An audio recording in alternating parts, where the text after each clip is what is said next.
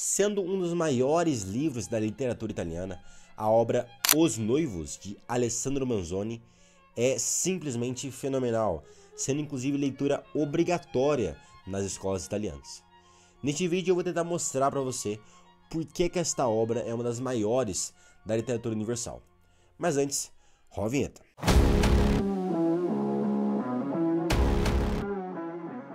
Fala pessoal, tudo beleza? Bem-vindos aqui a mais um vídeo do meu canal.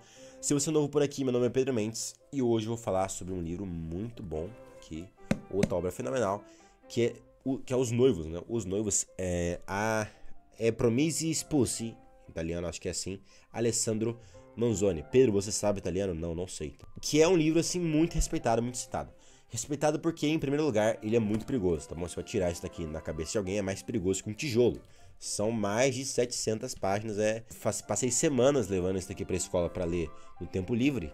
E os meus colegas olhavam tudo isso daqui porque já me perguntaram, eu tava com isso daqui embaixo do braço, já me perguntaram se era a Bíblia. Uma obra respeitável no próprio sentido da dimensão. E também, olha só, pra isso eu tô aqui de camisa, tá bom? Eu fui vestir essa camisa só pra gravar esse vídeo.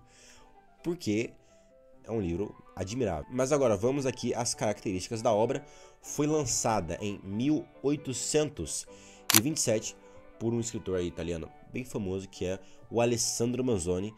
Não sei se há alguma outra obra famosa deste mesmo autor, mas este livro é um dos mais citados e também é muito relevante no que toca à literatura global. É inclusive um dos livros favoritos do Papa Francisco. Fica aqui uma curiosidade. Aqui na parte de trás tem aqui uma citação do Papa Francisco, o líder da Igreja Católica, dizendo: li 3 vezes o livro Os Noivos e agora tenho na secretária para voltar a lê-lo. Manzoni deu-me muito. Então, e depois tem aqui uma citação do Padre Luigi Giussani: a fé tão bem expressa e posta em ação por Manzoni em todas as suas páginas é como se tivesse uma urgente necessidade de se comunicar numa imediata evidência. Ou seja, e então já começa o vídeo de verdade. Os Noivos têm uma projeção religiosa católica? Tem. Ponto final, ninguém está questionando isso. Mas não é por isso que você vai dizer: ai, minha nossa, a religião.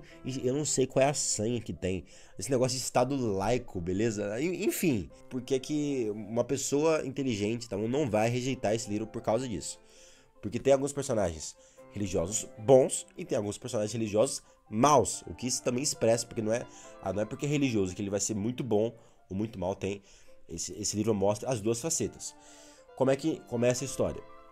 O ambiente ali do século 17, ali no norte da Itália. A história começa com o Dom Abbondio, que é um sacerdote, um sujeito meio gordinho, tal, bem tranquilo, só quer se incomodar, só quer não ser incomodado ali no ambiente de profunda desordem social. O livro começa falando dos bravos, que eram os desordeiros, e como o poder secular, o poder do Estado, apesar de todos os manifestos e decretos dizendo que ia acabar, que ia pôr em ordem a sociedade daqueles vadios que estavam andando por ali, mostra como o Estado fala muito, não faz nada. Ao contrário do Maluf, que rouba mais faz, como dizem em São Paulo. Mas o livro começa mesmo com um sacerdote ali andando num jardim, e vem 2 bravos, 2 arruaceiros armados para ele, e dizem que ele não pode, ele está proibido, por ameaça de morte, de realizar um casamento que estava agendado para o dia seguinte.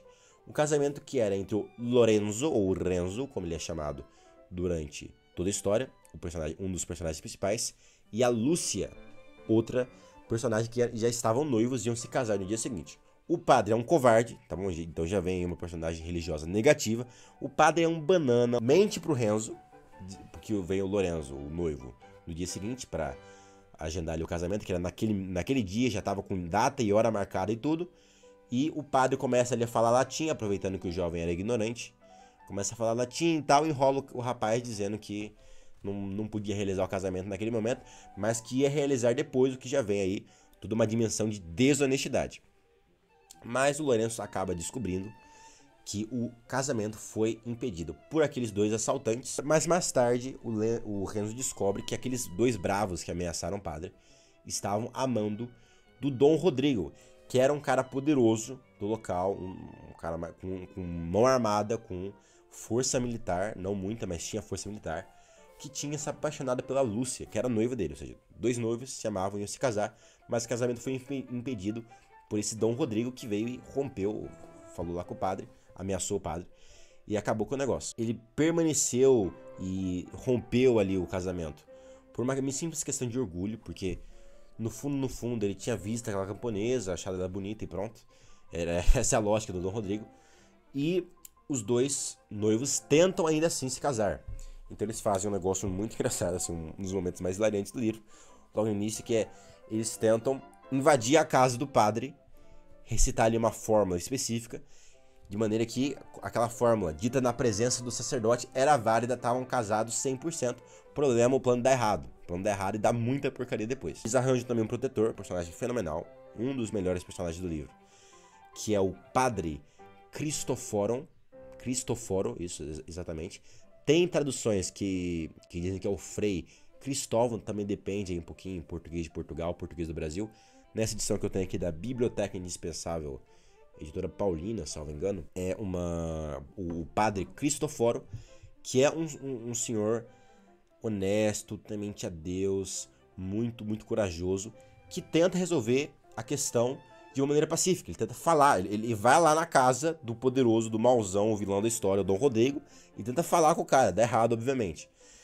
Mas a história depois também vai cada um para um lado e você fica se perguntando, e depois tem todo o volume da obra para resolver a questão. Mais de 700 páginas, como eu já mencionei. Porque o Lorenzo vai para Milão e arranja lá, se envolve em revoltas populares pelo pão, assim, ele entra lá numa arruaça, invadem casas de padeiros, quebram tudo. A Lúcia se esconde num convento, tá bom? E depois é raptada, amando de um sujeito que estava ajudando o Dom Rodrigo, que depois também vai para outra parte da história que eu também gostei muito, que é a conversão de um vilão. Mas depois aí vem todos os detalhes que eu não vou narrar aqui por razões óbvias. O estilo da obra é muito envolvente e também bastante realista. Ou seja, tem um realismo muito evidente. Por quê? Porque o Manzoni finge que ele está copiando, ele está transcrevendo, está adaptando uma obra histórica. O que ele faz? Ele finge que encontrou um documento histórico que está escrito num italiano muito rebuscado, muito difícil. Ele finge que está adaptando para um livro mais italiano, mais acessível, Mamma Mia e tal. O que obviamente não é verdade.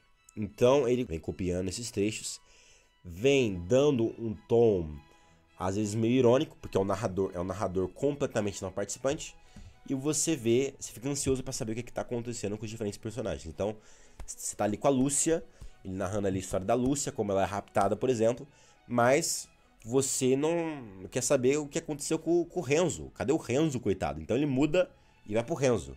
Mas a certo ponto você quer saber o que aconteceu com a Lúcia, então você volta.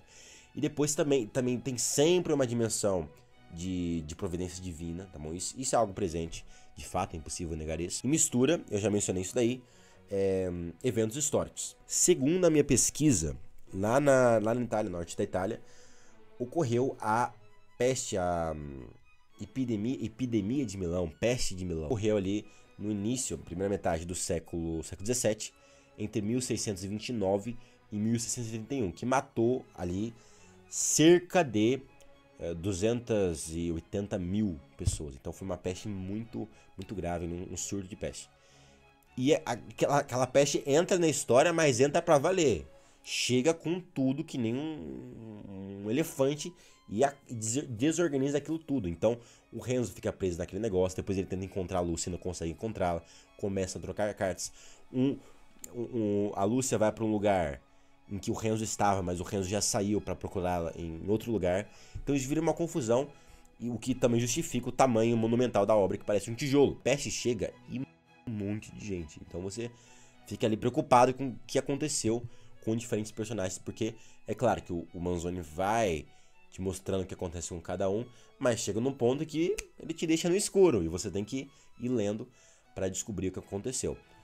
Há um momento, relativamente a Lúcia, em que ela é raptada, como eu já mencionei, e o homem que mandou raptá-la tem o nome de O Inonimado, ou seja, ele não tem nome. Nessa edição, chama ele de O Inonimado, que era um senhor perverso, terrível da região, que todo mundo tinha medo dele, era um negócio impressionante, era o chefão do crime. E ele se converte, ele era aquela ovelha perdida.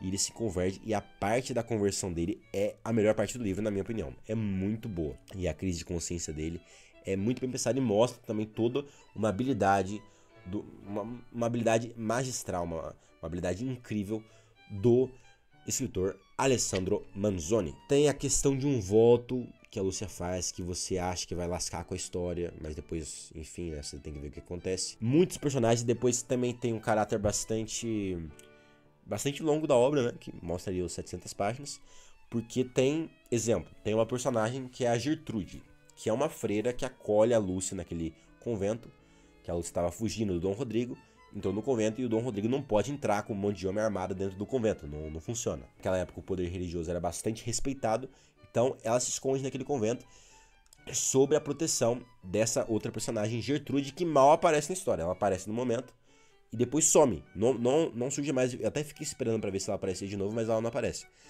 Problema não, característica do livro. Para narrar, para justificar a personalidade dessa freira, Gertrude, ele volta, tipo, pro outro lado do mundo, entendeu? Não literalmente, figurativamente. Ele... Isso, não, a minha mente, ela parece uma tempestade, assim. Eu falo de uma coisa, lembro de outra coleção que liga com o livro e se eu ficasse dando voz a todas as vozes da minha cabeça, eu não sei como é que eu sairia, como é que eu acabaria um vídeo. Cada vídeo daria 3 horas. Ponto pra justificar a personalidade dessa Gertrude, o Manzoni dá um passeio de quantas páginas eu passei? Eu não faço ideia. Mais de 50 páginas, 70 páginas. Pra falar. Não é que ele faça 70 páginas descrevendo a personalidade. Mas ele contou a história dela, como é que ela virou freira, como ela foi obrigada pelo pai a virar freira e o trauma que isso gerou. E os escândalos e a indecisão interior dela. Um negócio que não tem nada a ver com a história principal, que é o Lúcia e Renzo, a questão Lúcia e Renzo. Aquilo não tem nada a ver, mas ele conta na mesma. Então, o que já é uma característica que é... Eu gostei do trecho. Imagina que eu sou escritor, né? Eu teria deixado... Se eu fosse editor do livro, imagina, eu tinha que criar uma edição mais curta. Eu não ia querer tirar essa parte. Eu acho que enriquece a obra. É uma parte positiva, algo bom. Mas não tem nada a ver com a macro narrativa, a narrativa principal. Fala da personalidade humana, da moralidade, da questão da justiça. Tem um caráter descritivo muito bom, umas descrições bastante perspicazes, bastante enriquecedoras. E depois tem uma coisa que pode parecer que não faz diferença, mas do meu ponto de vista faz, que são as imagens. Essa edição que eu tenho aqui, inclusive, eu já falei, né? Edição Paulinas, biblioteca indispensável. Tem várias imagens, assim, com uma certa regularidade. Aqui tem outra imagem, toda imagem preto e branco, outra imagem. O que te ajuda a visualizar as cenas de uma maneira muito visual. Você entra mesmo na história e é uma leitura bastante envolvente. Você pode ficar meio espantado por esse tamanho gigantesco, mas a leitura flui com muita facilidade. Eu acho que qualquer leitor aí mais experimentado vai adorar. Outra parte que eu gostei bastante, aqui só para encerrar o vídeo, é aqui do capítulo. Os capítulos não tem título já agora. Mas aqui do capítulo, deixa eu chegar nesse capítulo 25, a partir da página 467, que é quando o Dom Abondio, esse padre aí, covarde Medricas, ele leva uma bronca muito legal. Porque vem um cardeal, que é um homem santíssimo, um homem exemplar. O cardeal entra lá na história, se mexe lá no meio da história, tem uma relação lá com o Inanimado, depois ele também intervém em questões da peste bubônica. Enfim, eu não vou explicar aqui com detalhes. Mas o cardeal Federico com G, nessa tradução que eu tenho, ele dá uma bronca, uma aula de moralidade, de coragem pro Dom Abbondio, que é um orgulho de ver. É ali um bom religioso dando uma bronca no mal religioso. E é só pancada, pau em cima do Dom Abbondio. É uma parte muito satisfatória mesmo. Mas isso daí é apenas um trecho de diversas partes impactantes, diversas partes enriquecedoras ao longo de toda a obra. Então fica aqui essa recomendação, Os Noivos, de Alessandro Manzoni, 5 estrelas. Espero que você tenha gostado do vídeo. Se você gostou, metralha aí o botão do like, se inscreva no canal, que isso ajuda muito, e também ative o sininho das notificações para você não perder nenhuma novidade. 100% safe, ok? 100% safe. Muito bom mesmo, tá bom? Um abraço a todos e até o próximo vídeo. Fui!